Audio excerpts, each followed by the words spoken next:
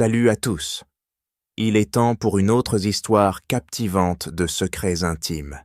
La vie peut être pleine de surprises, et parfois, les gens obtiennent exactement ce qu'ils méritent. Aujourd'hui, nous allons écouter discrètement une conversation juteuse dans un charmant café français. Imaginez ceci, une femme qui a trompé et quitté son mari pour un homme riche revient en rampant après 5 ans, implorant le pardon.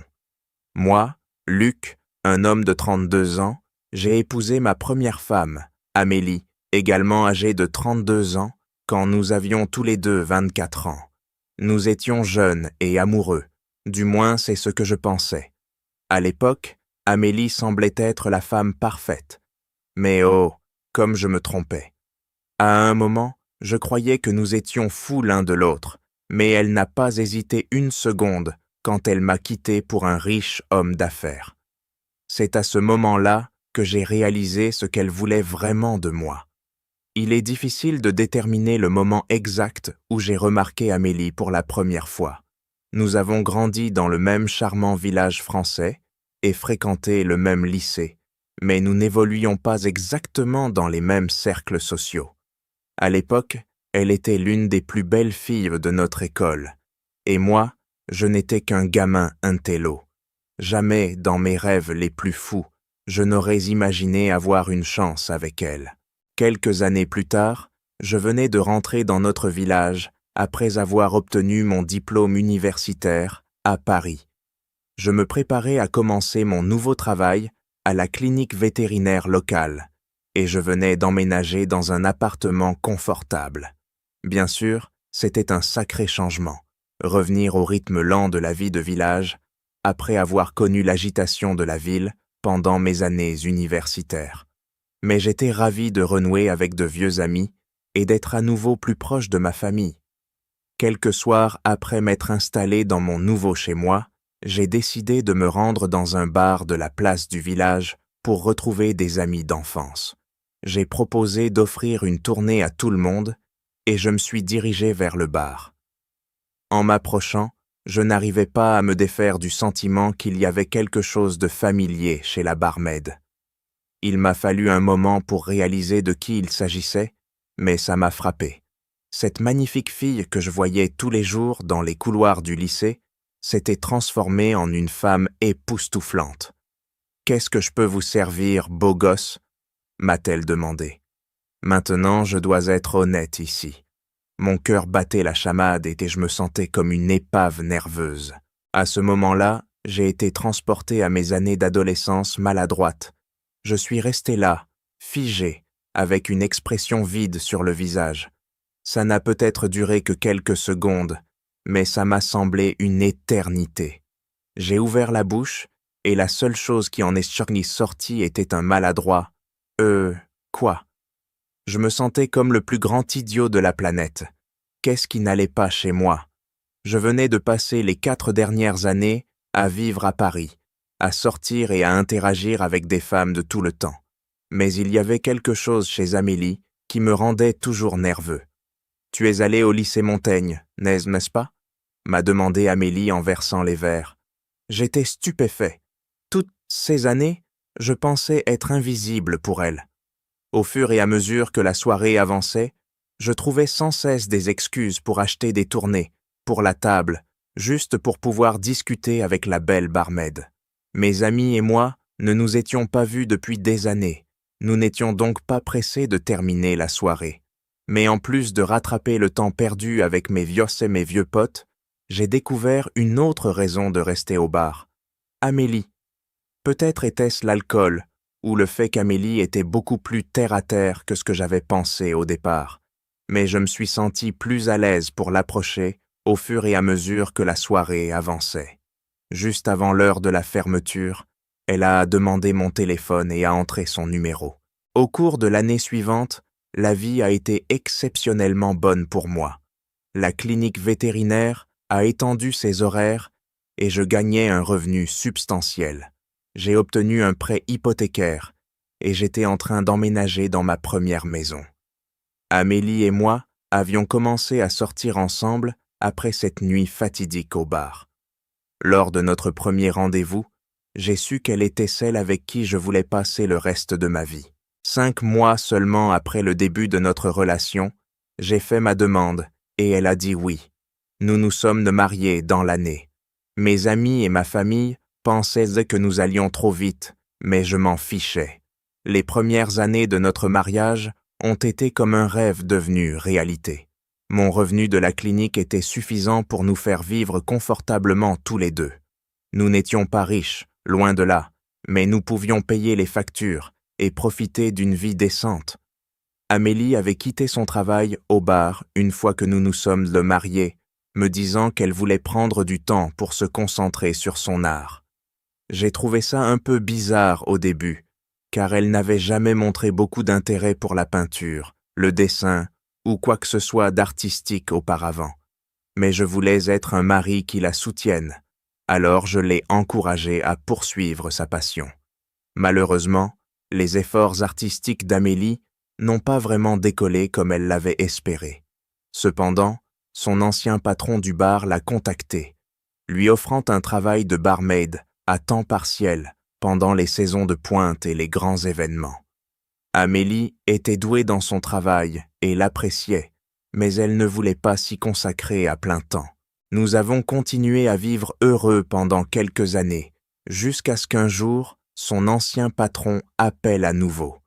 Cette fois, il s'agissait d'un important événement d'entreprise qui se déroulait dans notre village. Des PDG et des chefs d'entreprise de toute la France venaient dans notre charmante petite ville pour discuter d'investissement et d'expansion commerciale. C'était un sommet d'1 mois, et le patron d'Amélie avait besoin d'un personnel expérimenté et fiable pour l'événement. Amélie a accepté sans hésiter, car la rémunération était exceptionnellement bonne. Au début, je n'y ai pas prêté attention, mais au fil du temps, j'ai commencé à sentir que quelque chose n'allait pas. Quelques semaines après le début du contrat, Amélie travaillait tous les soirs et rentrait plus tard que d'habitude. Il était courant que les barmans terminent leur service bien après minuit, je ne me suis donc pas trop inquiété pendant les premiers jours.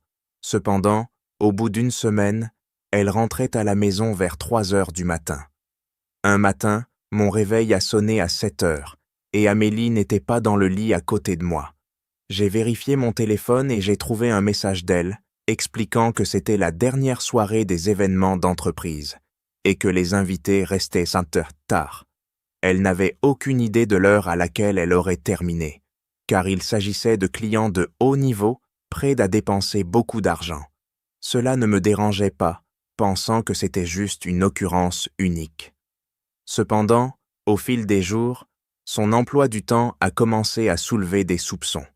Je partais travailler à 8 heures du matin, et la plupart des jours, elle n'était pas rentrée à ce moment-là. Quand je rentrais à la maison, elle était déjà partie. Cela a duré 4 ou 5 jours, et je ne l'avais pas vue du tout. Quand je lui ai demandé à quelle heure elle rentrait à la maison, elle m'a dit 9 heures du matin. Cependant, j'ai vérifié les images de la caméra de sécurité de notre maison, et j'ai découvert qu'elle rentrait en réalité vers midi, l'air étonnamment reposé. De plus, aucun bar n'était ouvert le matin, et il ne garderait certainement pas les employés du service de nuit pour travailler pendant la journée. J'ai toujours été un mari confiant, mais quelque chose dans cette situation ne me semblait pas normal. Alors, la 4e semaine, j'ai décidé de partir travailler à 9 heures, mais Amélie n'était toujours pas rentrée. Déterminé à clarifier les choses et à mettre fin à mes soupçons, je suis allé à l'hôtel 5 étoiles où se tenait le sommet d'affaires et où l'entreprise d'Amélie avait obtenu le contrat pour gérer le bar et les services de bar. En chemin, j'ai acheté un smoothie au baies, son préféré, et un croissant frais, avec l'intention de les lui déposer au bar. Quand je suis arrivé à l'hôtel, j'ai été choqué de trouver le bar fermé. Les portes étaient verrouillées, les lumières éteintes et l'endroit était étrangement calme. Je me suis approché de la réception et j'ai demandé des informations sur le bar. La réceptionniste m'a regardé d'un air perplexe, visiblement confuse quant à la raison pour laquelle quelqu'un poserait des questions sur le bar à 10 heures du matin. Elle m'a informé que le bar fermait à 1 heure du matin tous les soirs. J'ai demandé s'il était possible que le bar ait prolongé ses horaires en raison du sommet d'affaires en cours. La réceptionniste semblait perplexe face à ma question et a répété que le bar fermait à 1 heure du matin pile, me coupant avant que je ne puisse poser d'autres questions. J'ai dû avoir l'air d'un fou pour elle. Même avant ce moment, un sentiment lancinant au fond de mon esprit me disait qu'Amélie mentait. Je ne voulais tout simplement pas y croire. Je lui ai envoyé un message, lui demandant où elle était. Elle a su l'a répondu en disant qu'elle était au bar. Je lui ai envoyé une photo de moi devant le bar fermé et lui ai demandé de sortir et de me parler, où qu'elle soit. Elle a dit qu'elle serait à la maison dans 1 heure. J'avais quelque chose d'important à faire au travail, alors j'ai dû me rendre au bureau, mais j'ai eu du mal à me concentrer. J'ai envoyé un message à Amélie, lui demandant de ne pas quitter la maison avant que nous ayons eu l'occasion de parler. Après avoir terminé mon travail, je me suis précipité à la maison. En m'engageant dans l'allée, j'ai remarqué la voiture d'Amélie garée là. J'avais le sentiment que les choses allaient changer pour toujours quand je franchirais cette porte, mais rien n'aurait pu me préparer à la surprise qui m'attendait. En entrant, j'ai immédiatement senti que quelque chose était différent dans notre maison. Je n'avais jamais été du genre à remarquer les petits détails.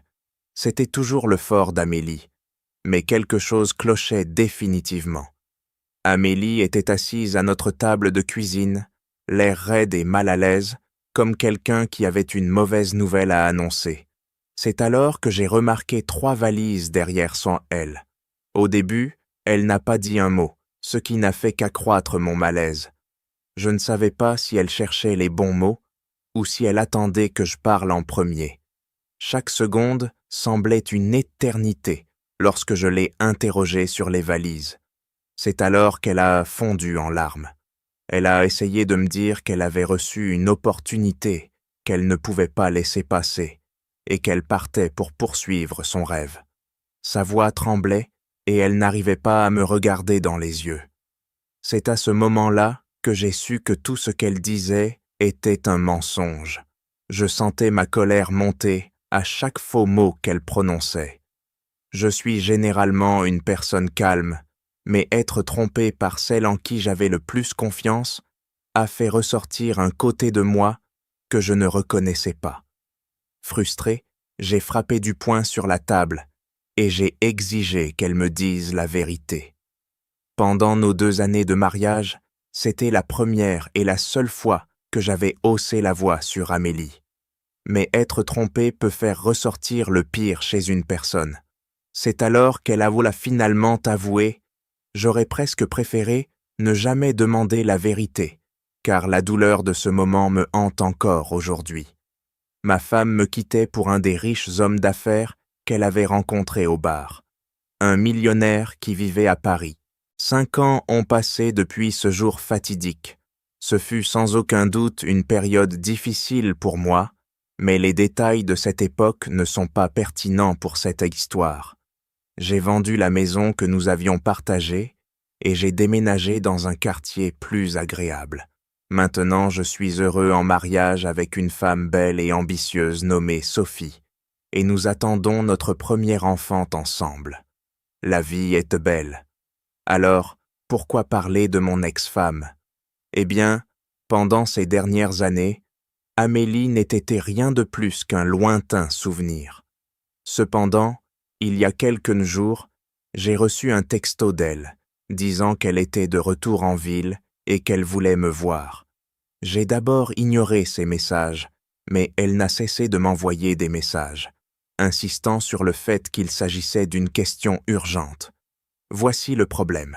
Je n'ai aucune envie de la revoir dans ma vie, mais je ne peux m'empêcher de me demander quelle pourrait être cette question urgente dont elle veut désespérément discuter. Que dois-je faire? Honnêtement, je ne suis pas convaincu que la revoir soit une bonne idée. Elle m'a trahi de la pire des manières, en me trompant avec un homme qui avait plus d'argent, puis en choisissant de me quitter pour lui. Ou, plus précisément, elle m'a quitté pour sa richesse. Je ne crois pas que remuer le passé soit une bonne chose. Parfois, il vaut mieux laisser le passé où il est. Mise à jour 1. Merci à tous pour vos suggestions. Je sais que ça fait quelques de mois, depuis ma dernière mise à jour. Sophie a donné naissance à notre magnifique petit garçon, il y a quelques semaines, et nous nous adaptons à la vie de nouveaux parents. Certains d'entre vous ont suggéré qu'Amélie voulait peut-être me rencontrer pour s'excuser. J'ai décidé de lui accorder le bénéfice du doute, et j'ai accepté de la retrouver pour un café. Je suis arrivé au café en premier, et je l'ai vue assise dans un box, attendant. Elle a souri dès qu'elle m'a aperçu. Pendant un bref instant, j'ai pensé que certains d'entre vous avaient peut-être raison, et que tout ce qu'elle voulait, c'était demander pardon. Au début, elle a essayé d'agir de manière décontractée, faisant la conversation comme si nous étions de vieux amis qui se retrouvaient après des années de séparation. Mais j'ai remarqué qu'elle retombait dans ses vieilles habitudes. Alors qu'elle parlait de son retour au village, elle cherchait des excuses pour se rapprocher de moi ou pour me toucher la main. Je m'éloignais ou la repoussais, mais je voyais bien qu'elle pensait pouvoir me reconquérir. Je me suis éloigné d'elle et lui ai dit de respecter mon espace personnel.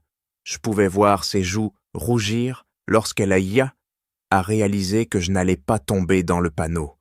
Elle a dit que je lui manquais, mais je savais que ce n'était pas vrai.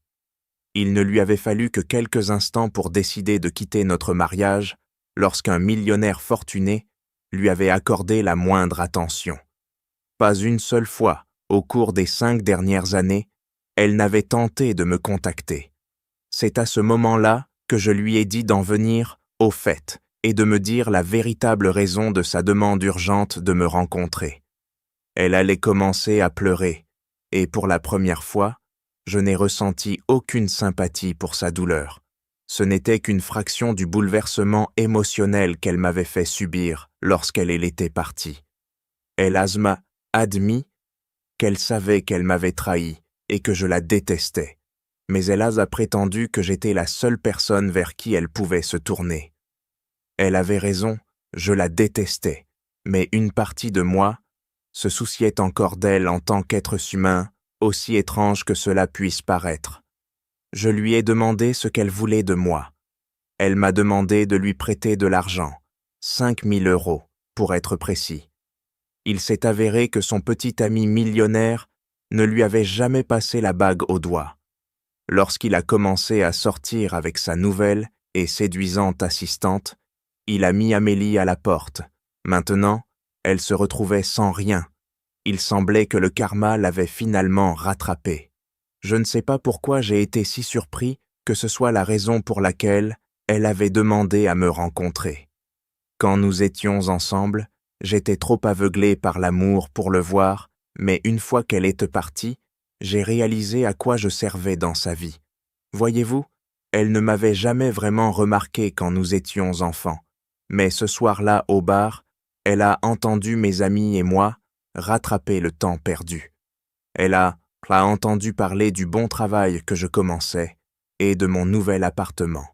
Bon sang, après quelques de verres, j'ai probablement même laissé échapper le montant de mon salaire. Elle ne voyait là que des signes euros et un homme assez naïf pour tomber sous son charme. Bien sûr, je ne me suis rendu compte de tout cela qu'avec le recul, après son départ. Je n'avais aucune intention de lui accorder un prêt, mais j'étais curieux de savoir ce qu'elle avait à dire. Alors, je lui ai demandé pourquoi elle avait besoin de cet argent. Elle m'a donné les détails de sa situation actuelle. Lorsque sa relation a pris fin, elle est revenue au village, espérant rester chez ses parents jusqu'à ce qu'elle puisse y voir plus clair. De toute évidence, elle n'avait pas été en contact avec ses parents au fil des ans. Elle ne savait donc pas qu'ils avaient vendu leur maison et emménagé dans un petit appartement d'une chambre au bord de la plage. Amélie m'a dit qu'elle avait besoin de cet argent pour recommencer sa vie, louer un appartement et couvrir ses dépenses pendant qu'elle travaillait sur un tableau qu'elle espérait vendre à une galerie branchée de Paris. Bien sûr, Je lui ai demandé si la galerie avait accepté de lui commander une œuvre. Elle avait mentionné son désir de se consacrer à l'art pendant notre mariage, mais pendant les 2 années où nous avons été ensemble, elle n'a jamais créé un seul tableau ou quoi que ce soit de vaguement artistique. Pour être honnête, je ne savais pas si elle avait un quelconque talent pour la peinture, car je n'avais jamais vu aucune de ses œuvres. Amélie a admis qu'elle n'avait parlé à personne de la galerie. Elle avait l'intention de créer une œuvre qu'elle pourrait leur vendre. C'était du Amélie tout craché, pensant qu'elle pouvait simplement entrer dans un endroit et immédiatement les impressionner simplement parce qu'elle existait. J'ai refusé sa demande sans hésitation. Je n'ai pas été impoli et je n'ai pas exprimé les pensées cruelles qui me traversaient presque l'esprit. Au lieu de cela, je lui ai dit la vérité, que je venais d'avoir un bébé et que je remboursais un prêt immobilier. Je n'avais pas ce genre d'argent à dépenser. Elle a essayé de négocier, demandant 3 000 € à la place, mais je suis resté sur mes positions. Elle a commencé à expliquer à quel point elle craignait de n'avoir nulle part où aller. Le bar où elle travaillait auparavant était sous une nouvelle direction et n'avait pas besoin de personnel supplémentaire. Quelle que soit l'histoire larmoyante qu'elle essayait de me vendre, je n'y croyais pas. Si elle voulait se trouver, elle pouvait le faire avec son propre argent. Je lui ai rappelé que je l'avais soutenue pendant notre mariage, mais qu'elle avait choisi d'explorer son chemin dans le lit d'un millionnaire. Je n'oublierai jamais comment son expression a changé en un instant. Elle est passée de la demoiselle en détresse innocente à la méchante au cœur froid. C'est à ce moment-là qu'elle m'a dit « Oh, en fait, je ne suis pas venue pour quoi que ce soit. Pendant le divorce, j'aurais dû obtenir une pension alimentaire, ou au moins la moitié de l'argent que tu as obtenu de la vente de la maison, mais je t'ai laissé tranquille, mais ça peut changer. » C'était la goutte d'eau qui a fait déborder le vase pour moi. J'ai peut-être lancé quelques becmouches bien choisis dans sa direction. Qui ne l'aurait pas fait? Mais c'était la dernière fois que je lui accordais le bénéfice du doute. Quand je suis rentré chez moi, je l'ai bloqué sur toutes les plateformes de médias sociaux. Le problème, c'est que je m'inquiète de ce qu'elle pourrait faire ensuite. Peut-elle me réclamer de l'argent après toutes ces années? Devrais-je consulter un avocat? Je ne sais pas, les gars. Toute suggestion serait grandement appréciée. Merci. Mise à jour 2. Salut tout le monde. Je m'excuse d'avoir mis si longtemps à vous donner des nouvelles. La vie a été incroyablement mouvementée pour nous ces derniers temps, mais je sais que ce n'est pas pour ça que vous suivez mes messages. Vous êtes probablement curieux de savoir ce qui s'est passé après ma rencontre avec Amélie. Eh bien, je suis heureux de vous annoncer qu'il ne s'est absolument rien passé. Elle est pelletée tout en paroles et aucun acte. Juste pour être sûr, j'ai consulté un avocat. Enfin, en quelque sorte. Le frère de mon collègue travaille pour un cabinet d'avocats, et il m'a informé qu'en France, un ex-partenaire ne peut pas demander une pension alimentaire après que le jugement de divorce initial a été rendu. Même si elle engageait un avocat, elle n'aurait pas de dossier pour aller de l'avant. De plus, elle n'a pas les moyens financiers pour mener une bataille juridique. Je lui accorde le mérite d'avoir essayé, mais elle ne me trompera plus. J'ai bloqué son numéro et tous ses comptes de médias sociaux. Bien sûr, vivre dans un petit village rend impossible d'éviter complètement d'entendre parler de quelqu'un. Même si vous essayez de prendre vos distances, quelqu'un d'autre finira inévitablement par évoquer ce qu'il fait. J'ai entendu dire qu'elle avait déménagé à Paris pour rester avec une de ses vieilles amies du lycée. Heureusement, elle ne sera plus dans les parages pour planter ses griffes dans ma vie. Si elle veut du jouer à des jeux, elle devra trouver quelqu'un d'autre à manipuler. Quant à moi, nous nous préparons pour des vacances d'été. Sophie et moi avons tous deux pris quelques semaines de congé en août. Nous avons versé un acompte sur un camping-car et prévoyons de voyager à travers la France, en visitant différents campings. Cela peut sembler un peu fou de prendre la route avec un bébé, mais nous sommes enthousiastes à l'idée de cette aventure. Mise à jour 3.